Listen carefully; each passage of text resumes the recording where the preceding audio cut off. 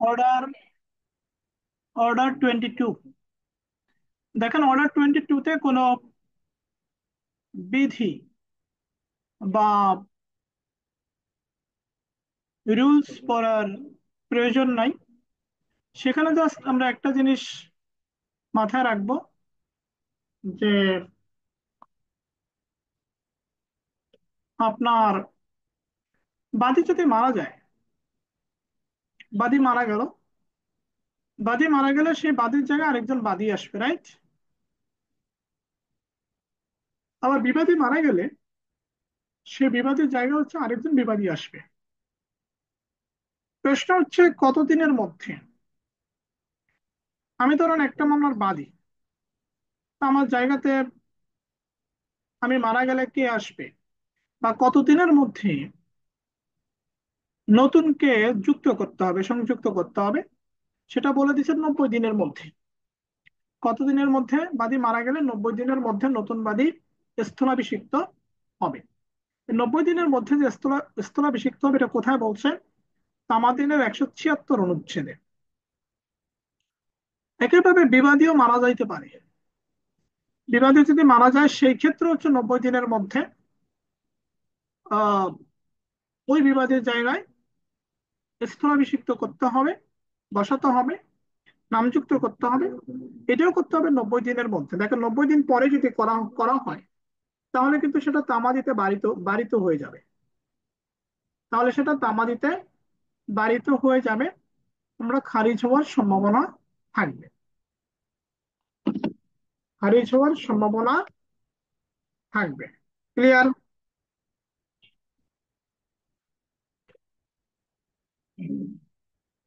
তো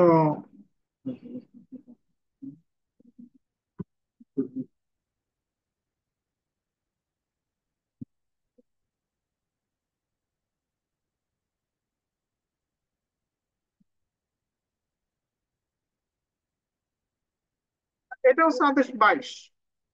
আদেশ 23-এ যান, দেখবেন 23 আদেশের 1 বিধি অনুসারে আপনি আদালতে পিটিশন দিচ্ছেন।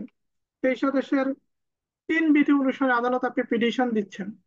23 আদেশের 1 বিধি অনুসারে যে বাদী যে মামলা প্রত্যাহারের দরখাস্ত করে, সেটা বাদী মামলার মামলার দাবির কিছু অংশ বা সম্পূর্ণ অংশ প্রত্যাহারের আবেদন করে থাকে 23 আদেশের 1 বিধি অনুসারে। 23 আদেশের 3 বিধি অনুসারে যেটা হয়, আপোষ মীমাংসা হয় সিভিল মামলা। সিভিল মামলায় আপোষ মীমাংসা হয়। ক্লিয়ার? তো তাহলে 23 আদেশের 1 বিধি আর হচ্ছে 3 বিধি। আদেশ 26-এ যান, অর্ডার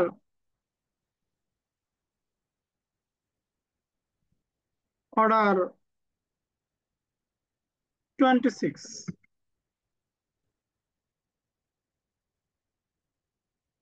অর্ডার 26।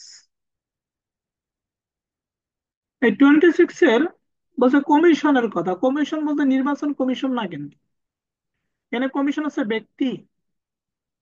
এখন কমিশন নিয়োগের প্রশ্ন কখন আসে বলে, এবং কি কি কারণে কয়টি ক্ষেত্রে আদালত কমিশন নিয়োগ করতে পারে, এটা আছে সেকশন 75-এ, ধারা 75-এ আছে। ধারা 75 আছে, সেখানে দেখবেন যে 4টি ক্ষেত্রে আদালত কমিশন নিয়োগ দিতে পারে। এবং আমি আপনাদেরকে সম্ভবত দেখিয়েছিলাম, আমি যখন মোহাম্মদ নাসিমের ছেলে, সাবেক সংসদ সদস্য তানভীর শেখের জয় এমপির মামলা করি, সাকসেশন মামলা, সেখানে তারা যেহেতু বিএবি পার্সন, এই কারণে তারা কোর্টে আসে নাই। তাদের বাড়িতে আমি অন্য আইনজীবী পাঠাই, যেটা কোর্ট আদেশ দেয়। মানে কোর্ট অন্য একজন উকিলকে কমিশন হিসেবে নিয়োগ দেয়। তো নিয়োগ দিলে সে কি করে, সে হচ্ছে কমিশন হিসেবে তার বাড়িতে যায়, এরপরে যাচাই বাছাই করে। তো এখানে দেখেন একটা বিষয়, সেটা হচ্ছে, তো কমিশন কয়টা ক্ষেত্রে বা কেন নিয়োগ দিতে পারে, এটা ধারা 75-এ আছে। এর মধ্যে দুইটা হচ্ছে, প্রথম দুইটা হচ্ছে যে সাক্ষীর জবানবন্দি গ্রহণের জন্য 26 আদেশের রুল 1, সাক্ষীর জবানবন্দি গ্রহণের জন্য। সাক্ষীর জবানবন্দি বলতে যে মামলা ফাইল করে তিনিও হতে পারেন সাক্ষী, অন্য কেউ সাক্ষী হতে পারে। দেখা গেল সাক্ষী হচ্ছে দেশের বাইরে থাকে, বা সাক্ষী হচ্ছে অসুস্থ, মৃত্যু সজ্জায় আছে, বা সাক্ষী মানে তার বাইরে বের হলে তার সে বিশাল ক্ষতির সম্মুখীন হতে পারে।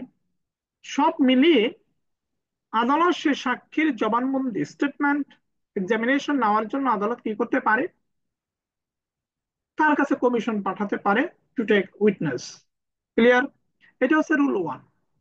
রুল 9 বলছে commission as to local investigation, স্থানীয় তদন্তের জন্য। অনেক সময় দেখবেন যে এই জায়গা জমি সম্পর্কিত বিষয়ে কয়েকজন উকিল বা সরকারি লোকজন হচ্ছে স্পোর্টে যায়, ওই জায়গায় যায়। তো ওখানে গিয়ে দেখে যে পজিশন টজিশন সব কিছু দেখে। তো সবকিছু দেখে, দেখার পরে এরপরে তার একটা রিপোর্ট প্রদান করে। এখন তাদের কাজটা কি? ওখানে দেখবেন স্থানীয়ভাবে তদন্ত করতে গিয়ে তারা কি কি কাজ করে। তারা ওই সম্পত্তির বাজার দর নির্ধারণ করে, পজিশন নির্ধারণ করে, সেখানে মুনাফা কি হতে পারে, অন্তর্বর্তীকালীন মুনাফা কি হতে পারে, সবকিছু যাচাই বাছাই করে তাদেরকে 3 মাস পর্যন্ত সময় দেওয়া হয় কমিশন রিপোর্টটা দেওয়ার জন্য। আদালত বলে দেয়, এবং আদালতের কাছে সময় চেয়ে আদালত আরো সময় বাড়াইতে পারে। এটা হচ্ছে স্থানীয় তদন্তের জন্য কমিশন, খুব ইম্পর্টেন্ট এটা। এটা হচ্ছে 26 আদেশের 9 বিধি। এবার আদেশ চলে যান হচ্ছে 32, অর্ডার 32। এই 32-তে গিয়ে কি বলছে? এখানে দেখেন, এখানে দেখেন যে কোনো রুল পড়ার প্রয়োজন নাই। সেখানে হচ্ছে অনেক সময় দেখবেন যে নাবালকের স্বার্থের নাবালকের স্বার্থ ক্ষুণ্ণ হয়, তখন নাবালকের পক্ষে মামলা করতে হয়। নাবালকের পক্ষে বাদী হিসেবে কে মামলা করবে? প্রশ্ন। নাবালকের যিনি স্বার্থ রক্ষা করতে পারেন, এটাকে ইংলিশে বলে নেক্সট ফ্রেন্ড। নেক্সট ফ্রেন্ড মানে হচ্ছে আসন্ন বন্ধু বা কাছের বন্ধু। আমি মামলা করলাম যার বিরুদ্ধে, তিনি হচ্ছেন বিবাদী আসামি। এখন আসামি হচ্ছে নাবালক। আসামি কি? আসামি হচ্ছে নাবালক। প্রশ্ন হচ্ছে ওই নাবালক আসামির পক্ষে বা বিবাদীর পক্ষে মামলা তো কাউকে না কাউকে পরিচালনা করতে হবে, রাইট? তাহলে মামলা পরিচালনা কে করবে? কে করবে? গার্ডিয়ান করবে, অভিভাবক করবে। কারণ নাবালক যদি বিবাদী হয়, তাহলে ওই নাবালকের পক্ষে, মাইনরের পক্ষে মামলা কন্ডাক্ট করবে হচ্ছে গার্ডিয়ান। বা যদি প্লেন্টিফ হয় বা বাদী হয়, তাহলে করবে তাহলে করবে নেক্সট ফ্রেন্ড বা হচ্ছে আসন্ন বন্ধু। ক্লিয়ার? তাহলে আমরা অর্ডার 32 দেখলাম। তারপরে একটু পড়াশোনা করেন।